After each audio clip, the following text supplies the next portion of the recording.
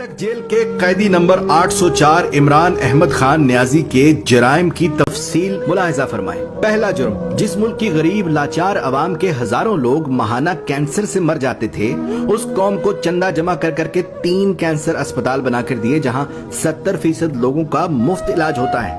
जुर्म नंबर 2, जब इसकी साबका अहलिया जमाइमा ने इसे कहा कि या मेरे साथ लंदन में ऐश की जिंदगी गुजारो या मुझे छोड़ दो, तो इसने पाकिस्तान को चुन लिया, बीवी को छोड़ दिया, यहाँ तक के लाखों पाउंड्स जो जमाइमा की दौलत से इसे मिलने थे वो ये कह के ठुकरा दिए कि मुझे इन पैसों की कोई जरूरत नहीं। तीसरा जुर्म, 40 सालों से एक दूसरे को सियासी इक्तदार बांटने वाले सियासतदानों को अवाम के सामने इसने एक्सपोज कर दिया।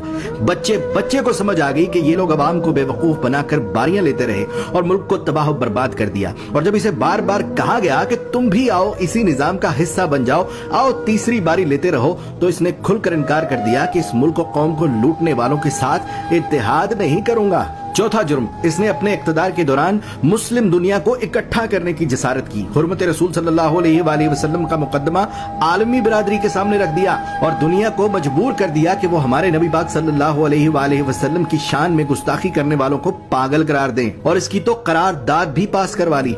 पांचवा जुर्म सुन लो, अपने इक्तदार के दौरान माल बनाने की बजाय गरीबों को 12-12 हजार रुपए देने शुरू कर दिए। हर खानदान को 10-10 लाख रुपए का मुफ्त इलाज करवाने के लिए सेहत कार्ड जारी कर दिए।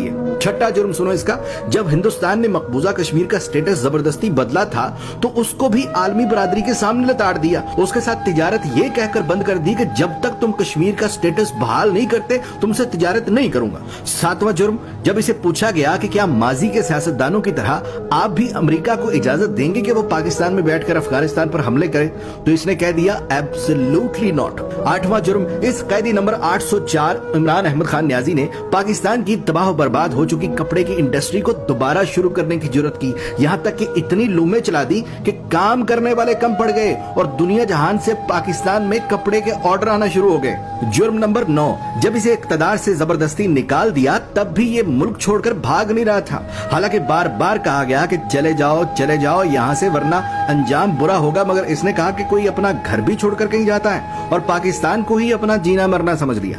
10वां जुर्म, जब इसे कहा गया कि बाकी सियासतदानों की तरह तुम भी मगरिब को जमीनी खुदा मान लो, जान छुड़ा लो और उनके आगे सर झुका लो, तो इसने न सिर्फ खुद इनकार कर दिया बल्कि अपनी कौम को भी यही सिखाने लगा कि झुकना सिर्फ रब के आगे है, किसी इंसान के आगे नहीं झुकना। जुर्म नंबर 11, जहां नए सिनेमा घरों की जरूरत थी वहां इसने रहमतुल्लिल आलमीन एकेडमी बना दी। जहां स्कूलों में डांस टीचर, म्यूजिक टीचर भर्ती करने थे वहां इसने स्कूलों में यकसा निसाब और कुरान व हदीस की किताबें लाजमी करार दे दी। 12वां जुर्म सुनो, इसने गरीब और अमीर के लिए एक जैसा इंसाफ मांगना शुरू कर दिया। कहने लगा गरीब का भी उतना ही हक है जितना अमीर का है। जुर्म नंबर 13, PIA का जो अमेरिका में रोज वैलेट होटल हमने अब गिरवी रखा है, ये उसे 2 साल पहले आजाद करवा के कौमी असासों में शुमार कर रहा था। 14वां जुर्म सुनो, ये ओवरसीज पाकिस्तानियों से लाड करता था, उन्हें एक बाप की तरह सहूलियात देना शुरू कर दी थी। बैरून मुल्क वफात पाने वाले ओवरसीज पाकिस्तानियों का जस्दे खाकी पाकिस्तान लाने से लेकर तदफीन तक का सारा खर्च बैतुल माल से देने लगा। बैरून मुल्क जेलों में कैद पाकिस्तानियों को आजाद करा कर पाकिस्तान ला रहा था और यहाँ तक के ओवरसीज पाकिस्तानियों को वोट डालने का हक देने लगा था। जुर्म नंबर 15,